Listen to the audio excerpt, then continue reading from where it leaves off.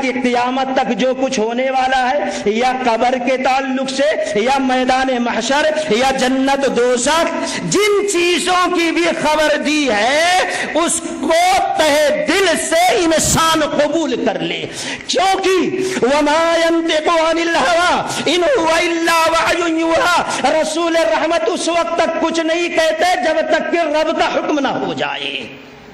کس طریقے سے آپ کی تصدیق کی جائے؟ حذیفہ ابن یمان رضی اللہ تعالیٰ عنہ کیسی تائید کرتے ہیں، کس طریقے سے یقین کرتے ہیں نبی رحمت صلی اللہ علیہ وسلم کی قبر پر۔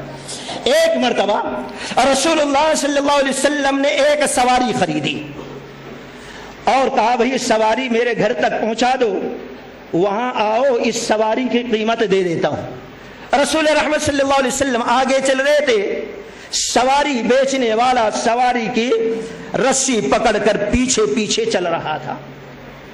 اتفاق سے رسول اللہ صلی اللہ علیہ وسلم آگے پہنچے اور یہ شخص سواری لے کر آ رہا، راستے میں ایک شخص ملا اور کہا کیا ہے بھائی بیچنا ہے؟ کہا ہاں بیچنا ہے۔ کہا کتنے کی؟ کہا اتنے کی۔ نبی رحمت صلی اللہ علیہ وسلم سے 300 درہم میں بیچا تھا تو 350 درہم بتا دی۔ اب وہ شخص کہا ٹھیک ہے میں لیتا ہوں، اب وہیں اس کو دینے کے لیے تیار۔ تو رسول اللہ صلی اللہ علیہ وسلم نے فرمایا دیکھو میں ان کو سواری دے دے رہا ہوں۔ آپ صلی اللہ علیہ وسلم نے فرمایا ان کو کیسے دے رہے ہو؟ میرے ہاتھ سے بیچ دیے ہو اور تم سواری میرے گھر تک پہنچانے آ رہے ہو، قیمت لینے آ رہے ہو۔ اب اس کی نیت خراب ہو گئی، کہا نہیں میں بیچا ہی نہیں تھا آپ کے ہاتھ پہ۔ اللہ کے نبی نے کہا بیچے تھے تو؟ وہ شخص کہتا اگر میں بیچا تھا قیمت لینے آ رہا تھا تو کوئی گواہی پیش کرو۔ اب یہ بات بڑھتے گئی، لوگ جمع ہوتے گئے، سب کہنے لگے اے اللہ کے نبی علیہ الصلوۃ والسلام ہم جانتے ہیں آپ سچے ہیں، لیکن جب یہ خرید فروخت ہو رہی تھی اس وقت ہم موجود نہیں تھے۔ بات بڑھتی گئی، لوگ جمع ہوتے گئے۔ حذیفہ بن یمان رضی اللہ تعالیٰ عنہ آئے اور پوچھے کیا مسئلہ ہے؟ لوگوں نے بتایا ایسا مسئلہ ہے۔ اسی وقت زور سے کہا اللہ کی قسم میں اس بات کی گواہی دیتا ہوں کہ اللہ کے رسول صلی اللہ علیہ وسلم نے اس سواری کو خریدا اور اس نے بیچا اور یہ سواری گھر تک نبی کے پہنچانے جا رہا تھا، قیمت لانے جا رہا تھا۔ قسم کھا کر گواہی دے دی، تصدیق کر دی۔ اب وہ شخص سواری چھوڑا اور قیمت لیا جانے لگا۔ بعد میں آئے رسول اللہ صلی اللہ علیہ وسلم، حذیفہ رضی اللہ عنہ، کہا کیا بات ہے؟ اللہ کے نبی نے کہا یہ بتاؤ جب میں خریدا وہ بیچا تو اس وقت تم موجود نہیں تھے، ایسے کیسے تم نے قسم کھا کر گواہی دی؟ یہ نبی علیہ الصلوۃ والسلام کی بات پر یقین ہونا چاہیے۔ نبی کے خبر پر یقین ایمان کی علامت ہے۔ آج بہت سے لوگ کہتے ہیں ہمارے سمجھ میں بات آتی نہیں، حدیث آتی نہیں، امام کا مسئلہ سمجھ میں آتا ہے، بابا پیر بابا کی بات سمجھ میں آتی ہے لیکن نبی کی بات سمجھ میں نہیں آتی۔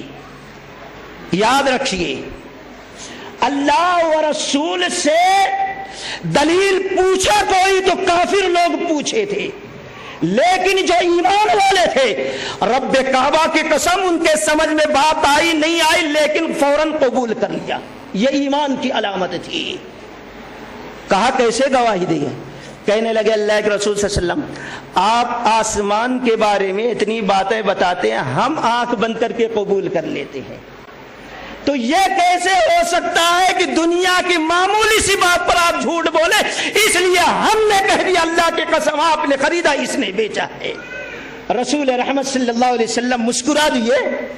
رب کو یہ ادا بڑی پسند آئی کہ نبی کے بات پر ایمان لانے والا کیسا ہوتا ہے۔ اللہ کی قسم تھوڑا وقت گزرا تھا، رب نے اسی وقت جبریل امی کو بھیجا نبی رحمت کے پاس ہے، اور رسول اللہ صلی اللہ علیہ وسلم نے فرمایا اے حذیفہ جب تم نے میری بات کی تصدیق اس طریقے سے کی رب خوش ہو گیا اور خوش ہو کر جبریل امی کو بھیجا اور تم کو یہ فضیلت دی کہ جب تک تم زندہ رہو گے تمہاری اکیلے کی گواہی 2 مومن مردوں کے برابر گواہی مانی جائے گی۔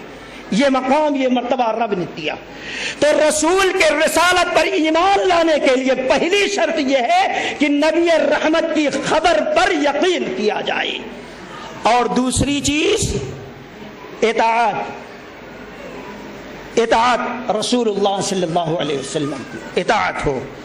الا لہ الخلق والامر، خالق اللہ، حکم دینے والا اللہ تعالی، اللہ تبارک و تعالی خالق، حکم دینے والا اللہ تعالی، اور پھر اللہ تبارک و تعالی یہ حکم دے رہا ہے وَمَن يُطِعِ الرَّسُولَ فَقَدْ أَطَاعَ اللَّهَ، جس نے رسول کی اطاعت کی اس نے اللہ کی اطاعت کر لی. کیا فضیلت ہے ایسے لوگوں کے بارے میں. عائشہ صدیقہ رضی اللہ تعالیٰ عنہ بیان کرتی ہے کہ ایک مرتبہ رسول اللہ صلی اللہ علیہ وسلم بیٹھے ہوئے تھے کہ ایک صحابی رسول، حدیث میں نام کا ذکر تو نہیں ہے، آ کر بیٹھ گئے. چہرے پہ بڑا رنج غم ہے. اللہ کے نبی علیہ الصلوۃ والسلام نے پوچھا کہ یہ بتاؤ آج بڑی تکلیف میں، بڑے غم میں، بڑے رنجیدہ نظر آ رہے ہو، بات کیا ہے؟ کہ اللہ کے نبی علیہ الصلوۃ والسلام بات ہے.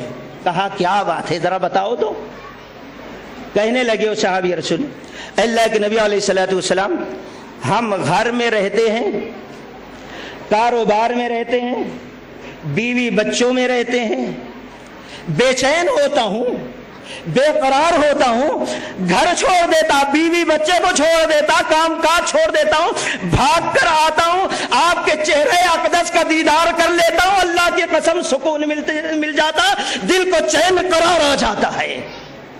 دنیا میں تو قرار سکون حاصل کر لیتا ہوں، لیکن غم یہ سوچ کر ہوتا ہے، رنج یہ سوچ کر ہوتا ہے کہ آپ بھی مرنے والے ہیں، ہم بھی مرنے والے ہیں. آپ اللہ کے حبیب، آپ اللہ کے محبوب، آپ اللہ کے رسول، آپ اللہ کے پیارے، آپ اللہ کے دلارے، آپ سیدھا جنت میں اونچے مقام پر، میں جنت میں جاتا ہوں کہ نہیں، اگر چلا بھی گیا تو نہ جانے کہاں دور مجھے جنت میں ڈال دیا جائے گا اور آپ اونچے مقام پر ہوں گے. یہ سوچ کر غم ہوتا ہے، مجھے غم زدہ ہو جاتا ہوں، رنجیدہ ہو جاتا ہوں کبھی کبھی. آپ نہ جانے جنت میں کون سے مقام پہ ہوگے، میں کہاں ہوں گا. میں سوچتا ہوں دنیا میں بھاگ کر آپ کا دیدار کر لیتا ہوں، دل کو سکون مل جاتا ہے، لیکن آخرت میں دیدار آپ کا کیسا ہوگا یہ سوچتا ہوں، غم زدہ ہو جاتا ہوں. ان کے غم کو سنا اللہ کے نبی علیہ الصلوۃ والسلام. آپ کے چہرے اقدس نیچے ہو گیا، جواب کچھ بھی نہیں، سر کو نیچا کر لیا، نیچے ہے. آپ بھی غم زدہ، صحابی رسول بھی غم زدہ، آپ بھی غم میں، صحابی رسول بھی غم میں. رب تعالیٰ کو کی رحمت جوش میں آئی، جبریل امی کو بھیجا اسی وقت، اور جبریل امی اسی وقت سورۃ النساء آیت نمبر 69 لے کر آئے. رب تعالیٰ نے فرمایا اے میرے پیارے صحابی غم زدہ کیوں ہو، تمہارے درد کا علاج رب نے دے دیا ہے. خوش ہو کر چہرے اقدس کو اٹھایا، کہا اللہ کے رسول صلی اللہ علیہ وسلم میرے غم کا علاج رب نے دیا، کیا ہے علاج، ذرا دوا تو بتا دیجئے. نبی رحمت صلی اللہ علیہ وسلم سورۃ النساء کی آیت پڑھتے وَمَن يُطِعِ اللَّهَ وَالرَّسُولَ فَأُولَٰئِكَ مَعَ الَّذِينَ أَنْعَمَ اللَّهُ عَلَيْهِمْ مِنَ النَّبِيِّينَ وَالصِّدِّيقِينَ والشهداء والصالحين وحسن اولئك رفیقا. جو لوگ اللہ کی اطاعت کرتے ہیں اور رسول اللہ صلی اللہ علیہ وسلم کی اطاعت کرتے ہیں فاولئک مع الذین انعم اللہ علیہم، اللہ تبارک و تعالی ایسے مطیع لوگوں کو ان لوگوں کے ساتھ جنت میں داخل کرے گا جن کے اوپر انعام کیا ہے. وہ لوگ کیا ہے، مع النبیین والصدیقین والشہداء والصالحین وحسن اولئک رفیقا. نبی ہوں گے، شہداء ہوں گے، صدیق ہوں گے، صالحین ہوں گے، ایسے نیک لوگوں کے ساتھ مطیع رسولوں کو جنت میں داخل کر دیا جائے گا. دوسری شرط نبی کے رسالت پر ایمان لانے کی اطاعت ہے، اور تیسری شرط ہے رسول اللہ صلی اللہ علیہ وسلم جو دے لے لو، جس سے روکے رک جاؤ. ما آتاکم الرسول فخذوہ وما نہاکم عنہ.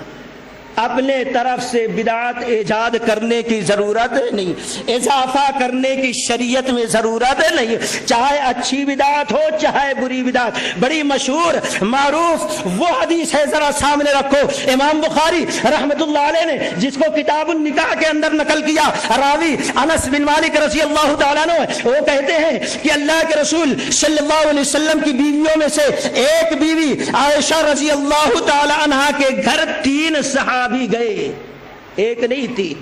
وہ صحابی کون تھے واللہ اعلم، کچھ لوگوں نے نقل کیا، حدیث میں تو نہیں ہے۔ علی رضی اللہ تعالی عنہ ہے، عثمان رضی اللہ تعالی عنہ، عبداللہ ابن مسعود، واللہ اعلم کون صحابی تھے۔ یہ 3 صحابی گئے اور پوچھا نبی علیہ الصلوۃ والسلام کا کیا معاملہ ہے۔